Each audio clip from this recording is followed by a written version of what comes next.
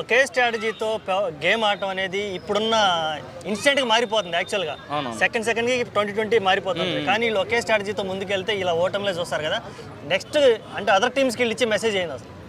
అదే అన్న, other teams అనే కాదు, ఇప్పుడు వాళ్ళ వీక్నెస్నే చేతిలో పట్టుకున్నారు ప్రతి ఒక్క టీం కానీ ప్రతి ఒక్క మేనేజ్మెంట్ కానీ. ఎందుకంటే ఏ హోమ్ అంటే వేరే వాళ్ళ పిచ్చెస్కి అంటే ఇప్పుడు చెన్నై కానీ మన లక్నో కానీ అట్లా స్లో పిచ్లు ఉంటాయి కదా, ఆ పిచ్లో ఇంకా స్లో పిచ్లు ఇస్తున్నారు. అట్లాంటి హోమ్ గ్రౌండ్లో కూడా స్లో పిచ్లు ఇస్తున్నారు. ఎందుకంటే వీళ్ళకి బ్యాటింగ్ పిచ్ ఇచ్చినారు అనుకో కొట్టేస్తారు, ఈజీగా కొట్టేస్తారు.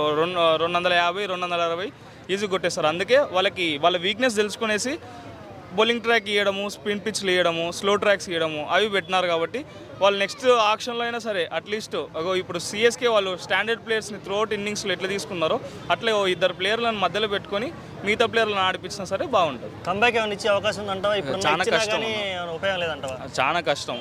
మన సిఎస్కే ఎస్ఆర్హెచ్ మాత్రం ఆ రెండు దానిలకి ఛాన్సెస్ అనేది చాలా బ్లింక్. ఇంకా మ్యాథమెటికల్ ఈక్వేషన్స్ లాస్ట్ సారి ఆర్సీబీ ఎట్లా పోయిందో అట్లా